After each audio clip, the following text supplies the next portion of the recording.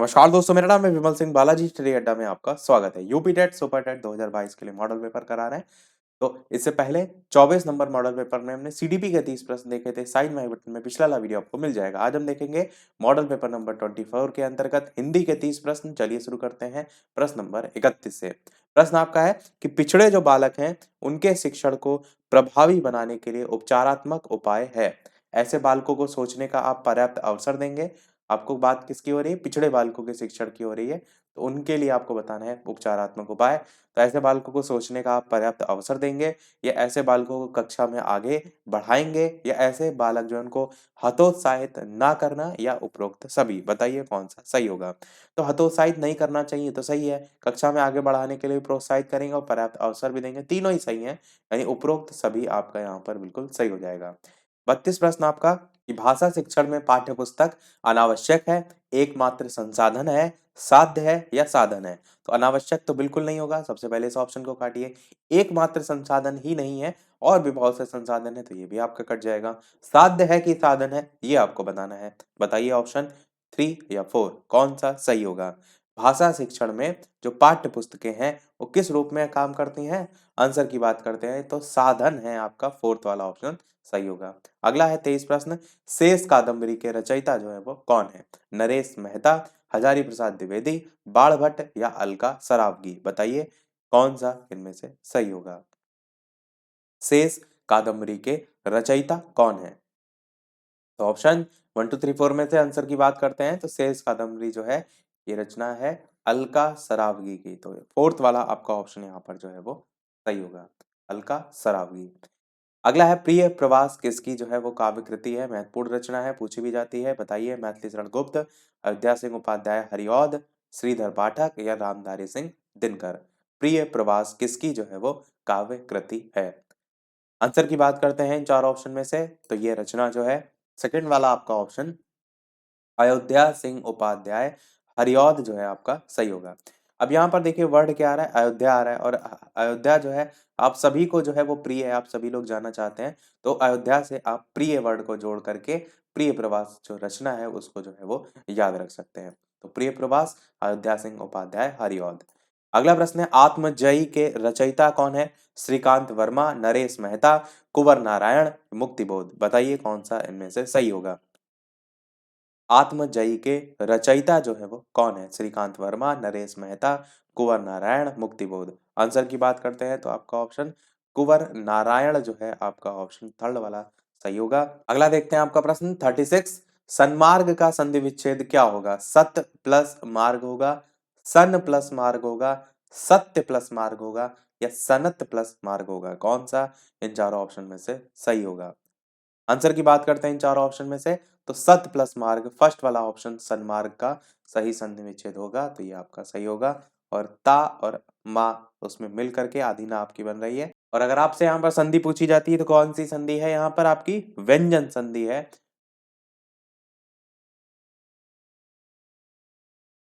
अगला देखते हैं आपका 37 प्रश्न। अभ्युदय का संधि विच्छेद क्या होगा? अभि प्लस दय, अभि प्लस उदय, अभि प्लस उदय या अभि प्लस दय? ये आपसे पूछा भी जा सकता है क्योंकि अभ्युदय की कोचिंग चल रही है, आपने देखा भी है। और अभी हाल ही में जो एक इंटरव्यू हुआ था जो मुख्यमंत्री योगी आदित्यनाथ का लल्दन टॉप वाला, उसमें भी उन्होंने अभ्युदय कोचिंग की बात की थी। तो ये जो करंट के टॉपिक होते हैं उनके बारे में आपको पता होना चाहिए। बताइए इनमें से कौन सा सही होगा। आंसर की बात करते हैं इन चार ऑप्शन में से तो आपका इन चार ऑप्शन में से अभ्युदय में जो है अभी अलग होगा, तो अभी देखिए चारों में ही है, विसर्ग आपका नहीं लगेगा तो विसर्ग वाले ऑप्शन कट जाएंगे। फर्स्ट और सेकंड में दय केवल नहीं अलग होगा, यहाँ पर यू में छोटी यू की मात्रा लगी ना तो इसके साथ ऊ भी आ जाएगा, तो उदय आपका होगा। तो अभी प्लस उदय आपका जो है वो सही होगा।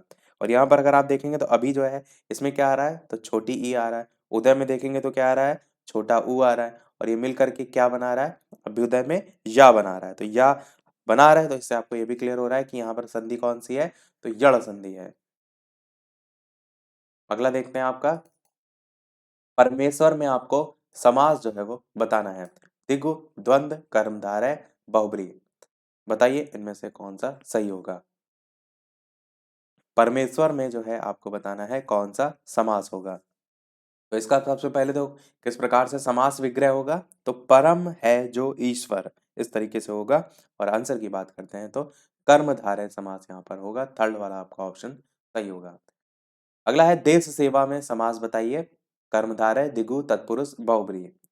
देश सेवा में कौन सा जो है वो समास होगा? आंसर की बात करते हैं तो आपका तो देश के लिए सेवा या देश की सेवा इस तरीके से करके होगा। तो तत्पुरुष समास में आपकी विभक्ति आती है, तो आपका थर्ड वाला ऑप्शन यहाँ पर सही होगा। 40 प्रश्न आपका है। प्रभा कीट किसका पर्यायवाची है? पतंग, तारा, जुगनू, मच्छर। तो ऑप्शन 1 2 3 4 में से कौन सा सही होगा? प्रभा कीट किसका पर्यायवाची है? तो जुगनू का पर्यायवाची है, थर्ड वाला आपका ऑप्शन सही होगा। 41 प्रश्न है, जल का पर्यायवाची क्या होता है? अम्बु, तोय, वारी, ये सभी बताइए इनमें से कौन सा सही होगा? जल का पर्यायवाची शब्द जो है वो क्या होता है? आंसर की बात करते हैं तो अम्बु भी होता है आपका, वारी भी होता है, तोय भी होता है, यानी कि ये सभी आपका यहाँ पर आंसर जो है वो हो जाएगा जल के पर्यायवाची, ये तीनों है। 42 प्रश्न है, उच्छ्वास का विलोम क्या होगा? निश्वास, विश्वास, उत्साह, संवास। बताइए उच्छ्वास का विलोम शब्द क्या होगा? आंसर की बात करते हैं तो निःश्वास आपका उच्छ्वास का विलोम शब्द होता है, फर्स्ट वाला आपका ऑप्शन यहाँ पर हो जाएगा। 43 प्रश्न है, ऊहापोह का विलोम कौन सा है? ऊहापोह की स्थिति करके हम सेंटेंस का यूज करते हैं, तो इसी का विलोम पूछा गया है। असमंजस, निसंदेह, अनिश्चित या निश्चित। आंसर की बात करते हैं तो ऊहापोह बोलते हैं ना जब कोई चीज क्लियर नहीं होती है, कि अभी जैसे परीक्षा स्थिति है तो क्लियर ना हो तो हम कहते हैं ऊहापोह की स्थिति जो है वो बनी हुई है। पर जब वो चीज क्लियर हो जाती है तो उसके लिए वर्ड यूज करते हैं निश्चित। तो विलोम पूछा गया है तो निश्चित आपका यहाँ पर ऑप्शन फोर्थ वाला जो है वो सही होगा। अगला है, रित का विलोम जो है वो कौन सा है? अनरित, विनत, दंभी या फिर सरल। रित का विलोम क्या है? आंसर की बात करते हैं। आंसर की बात करते हैं इन चार ऑप्शन में से, अनरत, विनत, दंभी, सरल में से, तो रित जो है इसका विलोम होता है अनरित। तो फर्स्ट वाला आपका ऑप्शन यहाँ पर सही होगा। अगला देखते हैं आपका 45 कि क्षमा किए जाने योग्य क्षम्य होता है, क्षमावान होता है, क्षमाशील होता है या अक्षम्य होता है। चारों ही मिलते जुलते हैं। देखिए ऑप्शन ऐसे होते हैं जिसमें आप चारों में सोचने पर मजबूर हो। तो बताइए कौन सा सही होगा। साथ ही साथ वीडियो पसंद आए तो लाइक भी सभी लोग अवश्य करते रहिएगा। इसी प्रकार अच्छे अच्छे प्रश्न हम प्रैक्टिस जो है वो करते रहें, और शेयर भी जरूर करते रहिएगा। लाइव टाइमिंग दोपहर के 3 बजे की है, शाम के 8 बजे की है। लाइव आकर भी वीडियो आप देख सकते हैं, प्रश्नों की प्रैक्टिस कर सकते हैं। आंसर की बात करते हैं तो पहला ही आपका ऑप्शन यहाँ पर क्षम्य जो है सही हो जाएगा। क्षमा किए जाने योग्य के लिए एक शब्द होता है क्षम्य, और अक्षम्य मतलब क्षमा योग्य या क्षमा किए जाने ना योग्य हो, उसके लिए हम आ वर्ड लगा देते हैं। पहले मैंने आपको बताया कि आ वर्ड लग गया है मतलब ना के संदर्भ में फिर हो जाता है। अगला देखते हैं, प्रतिकार करने की इच्छा रखने वाले को क्या कहेंगे? प्रतिवाद, प्रतिकांक्षा, प्रति चिकित्सा या प्रतिवेग। कौन सा सही होगा? प्रतिकार करने की इच्छा रखने वाले को क्या कहेंगे? आंसर की बात करते हैं इन चार ऑप्शन में से, तो आपका ऑप्शन प्रतिकार को ही बदला चुकाना भी कहते हैं। तो बदला चुकाना कह लीजिए, या प्रतिकार करने की जो इच्छा है उसको रखने वाले को कहते हैं प्रतिचिकित्सा। थर्ड वाला आपका ऑप्शन यहाँ पर सही होगा। 47 प्रश्न है, साटिका शब्द का तद्भव रूप क्या होगा? साइका, साड़ी, शयन कक्ष या सैया। कौन सा सही होगा? साटिका शब्द का तद्भव रूप जो है वो क्या होगा? साइका, साड़ी, शयन कक्ष या सैया। आंसर की बात करते हैं तो साटिका शब्द का तद्भव होगा साड़ी। तो साड़ी जो है उसका तत्सम पूछा जाएगा तो क्या कहेंगे? साटिका। साड़ी तद्भव है, साटिका क्या है? तत्सम है। 48 है, प्रकृति में उपसर्ग बताइए।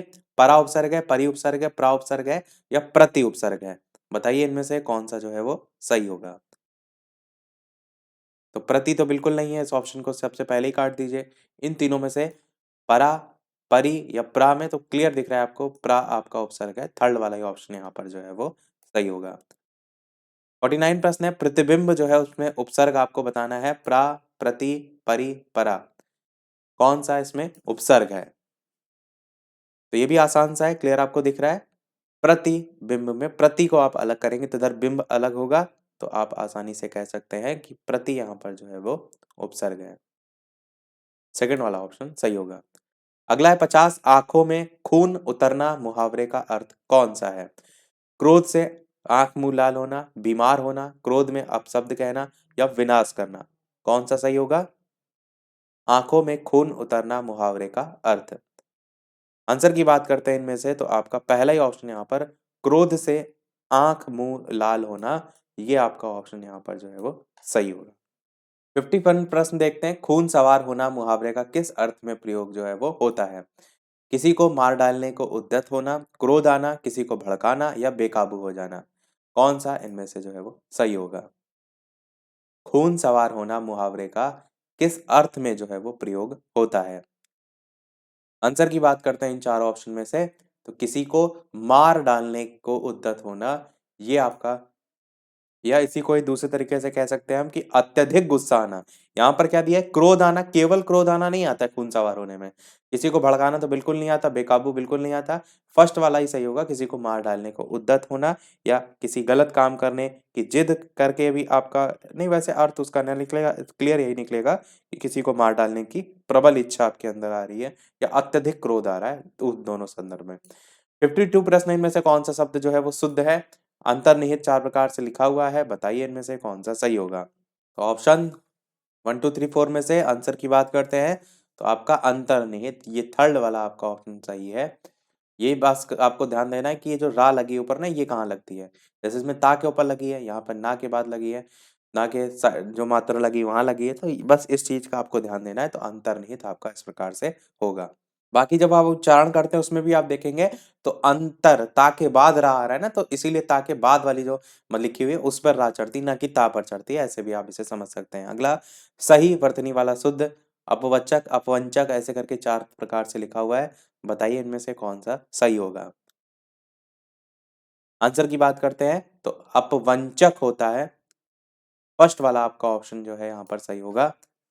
अगला देखते हैं आपका 54 प्रश्न कि बौरो सबसे रघुवंश कुठार की धार में वारन बाजी सरह थई, बान की वायु उड़ाए के लक्षण लक्ष करो अरिहा समरथ थई। इस तरीके से लिखा हुआ है और आपको बताना है इसमें कौन सा जो है वो रस है। भयानक रस, करुण रस, रौद्र रस, भक्ति रस। तो ऑप्शन 1 2 3 4 में से आंसर की बात करते हैं तो आपका रौद्र रस यहाँ पर सही होगा। रौद्र रस जो है इसमें पंक्तियों में है। काफी क्वेश्चन आपके यूपी टेट में ऐसे आए थे, तो आपको इस तरीके के जो हैं वो याद रखने होंगे कि इनमें कौन सा रस है।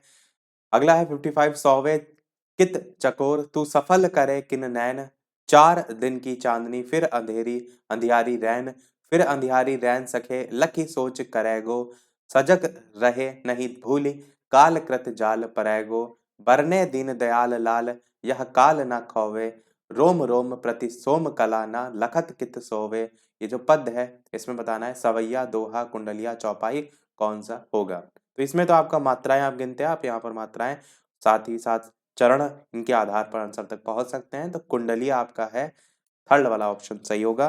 कुंडलिया आपका दोहा और रोला जो है उसके संयोग से बनता है। टोटल इसमें 6 चरण होते हैं, तो 1 2 3 4 5 6, ऐसे भी आप इन सारी चीजों को देख सकते हैं।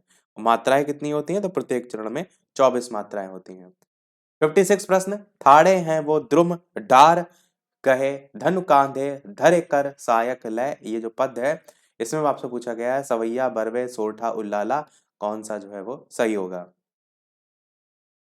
आंसर की बात करते हैं इन चार ऑप्शन में। तो ऑप्शन बात करते हैं आंसर की 1 2 3 4 में से तो सवैया आपका जो है वो सही होगा। सवैया जो है यहाँ पर हो जाएगा। 57 प्रश्न, गर्भ करहूं रघुनंदन जिन मन माहा, देखऊं आपन मूरति सिंह के छा। कौन सा अलंकार है? रूपक, प्रतीप, व्यतिरेक या उल्लेख, बताइए कौन सा सही होगा? तो कौन सा इनमें से अलंकार होगा? आंसर की बात करते हैं तो आपका प्रतीप अलंकार होगा। प्रतीप अलंकार में क्या होता है? उपमेय को उपमान के रूप में और उपमान को उपमय के रूप में प्रदर्शित जो है वो किया जाता है। जैसे यहाँ पर उपमेय राम और उपमान सिंह इनके छा है, तो इसके रूप में प्रदर्शित किया गया है। इस आधार पर आपका प्रतीप जो है वो सही होगा। 58 प्रश्न आपका है कि प्रत्यय के संदर्भ में पूछा गया है आपसे कि इन प्रत्यय का प्रयोग किस शब्द में जो है वो हुआ है? पुजारिन, कठिन, चिन्ह, मीन, किसमें इन प्रत्यय जो है उसका प्रयोग हुआ है? ऐसा नहीं आपको देखना है कि केवल और केवल इन आखिरी में आ रहा है, कठिन में भी आ रहा है। आपको ये भी देखना है कि संधि विच्छेद के बाद आपका एक स्पष्ट रूप से अर्थ भी निकले। तो मीन में तो आपका बिल्कुल नहीं आ रहा है, चिन्ह में भी बिल्कुल नहीं आ रहा है, कठिन और पुजारिन में पुजारिन आपका सही होगा। फर्स्ट वाला आपका ऑप्शन यहाँ पर सही होगा। 59 सेकंड लास्ट, भाषा के मौखिक शिक्षण के अभ्यास का आरंभ होता है वाक्य रचना से, वार्तालाप से, प्रश्नोत्तर से या फिर भाषा से। कौन सा इनमें से सही होगा? आंसर की बात करते हैं इन चार ऑप्शन में से, तो भाषा के मौखिक शिक्षण के अभ्यास का आरंभ होता है वार्तालाप से। वार्तालाप आपका ऑप्शन यहाँ पर सही होगा। अगला और इस वीडियो का लास्ट प्रश्न देखते हैं, इसके बाद एक प्रश्न हम आपसे भी पूछेंगे। चलिए अच्छा, लास्ट प्रश्न ना पूछकर इसी को ही हम पूछ लेते हैं, क्योंकि यहाँ पर ऑप्शन जो है जो दे रखे हैं वो काफी अच्छे हैं। इसके अलावा चैनल पर नए हो सब्सक्राइब करके भी अवश्य जुड़ जाइएगा, और वीडियो अभी तक आपने लाइक ना किया हो सभी लोग वीडियो को लाइक भी अवश्य करते रहिएगा। इसी प्रकार अच्छे अच्छे प्रश्न हम प्रैक्टिस करते रहें। तो जैसा कि सभी वीडियो में हम आपसे एक ना एक प्रश्न पूछते हैं, इस वीडियो का आपके लिए 60 नंबर वाला प्रश्न है, जिसमें चतुर्वेद में आपको समास बताना है। द्विगु समास, कर्मधारय समास, द्वंद्व समास और अव्ययीभाव समास। द्विगु और द्वंद्व इन दोनों में आप कंफ्यूज जरूर हो सकते हैं, और कर्मधारय और अव्यय भी हो सकता है, ऐसा नहीं कि ये नहीं हो सकता है। तो देखते हैं इन चारों में से कौन सा सही होगा। चतुर्वेद में समास, अपना आंसर वीडियो के मेन कमेंट में टाइप करके बताइएगा। लाइव टाइमिंग दोपहर के 3 बजे, शाम के 8 बजे, तो लाइव आकर भी वीडियो आप देख सकते हैं, प्रश्नों की प्रैक्टिस कर सकते हैं। तो आज के वीडियो में इतना ही रखते हैं, मिलते हैं अगले वीडियो में कुछ नए प्रश्नों के साथ, नए टॉपिक के साथ। तब तक के लिए नमस्कार, जय हिंद।